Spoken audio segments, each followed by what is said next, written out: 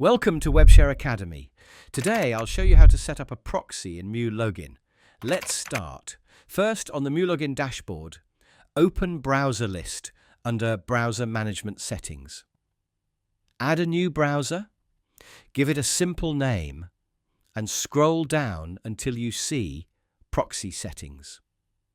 We will choose SOCKS 5 as the connection method. Now you will need to enter proxy server details. You can get 10 free proxy servers from WebShare by signing up. On the WebShare dashboard, open Proxy List. We choose this proxy address. Left-click on the proxy address field and paste it into MuLogin IP address field. Do the same with port, login username, and login password fields.